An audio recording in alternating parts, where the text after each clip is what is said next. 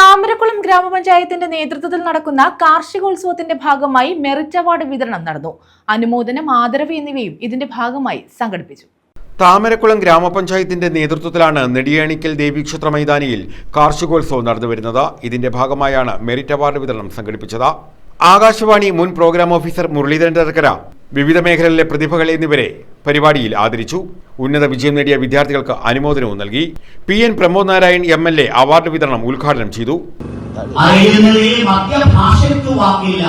കടലും കാടും പുലരുവി നാടിൻ പൊന്നോണത്തെ പാടിമാറ്റാൻ എന്ന് പറഞ്ഞ് എല്ലാവർക്കും ഹൃദ്യമായ സന്തോഷഭരിതമായ ഓണാശംസകൾ സ്നേഹപൂർവ്വം നേരുന്നു.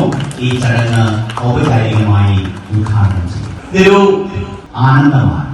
ഹാപ്പിനെസ് എന്ന വാക്കിന് നമ്മൾ സന്തോഷം എന്നാണ് പറയുന്നത്. പക്ഷെ ഞാനിവിടെ നിൽക്കുമ്പോൾ എന്റെ മനസ്സു നിറയെ വാക്കുകൾക്കപ്പുറത്തുള്ള ഒരാനന്ദം 2000-2005 കാലഘട്ടത്തിലേക്ക് മനസ്സൊന്ന് മടങ്ങിപ്പോവുകയാണ്.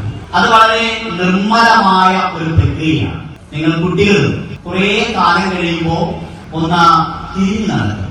ഗംഗ ഏറ്റവും ശുദ്ധമാകുന്നത് ഗംഗോത്രിയിലാണ് എന്ന് പറയാറുണ്ട്. ബ്രഹ്മപുത്ര നദിക്ക് ഏറ്റവും പുണ്യമുണ്ടാകുന്നത് മാനസ സരോവറിലാണ് എന്നും പറഞ്ഞു കേൾക്കാറുണ്ട്.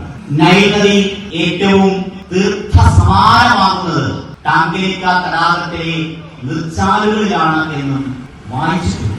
ഇടയ്ക്കുള്ള ഒരു യാത്ര, പഴയ കാലത്തേക്ക് തിരികെ ഒരു യാത്ര, അത് നമ്മുടെ മനസ്സിനെ ശുദ്ധമാക്കും, നിർമ്മലമാക്കും, ഓർമ്മകളിലേക്ക് കൊണ്ടുപോകും. ഗ്രാമപഞ്ചായത്ത് standing committee chairman PB Harikumar അധ്യക്ഷത വഹിച്ചു.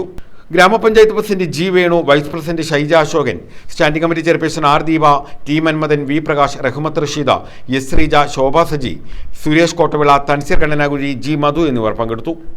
News bureau, Charummood.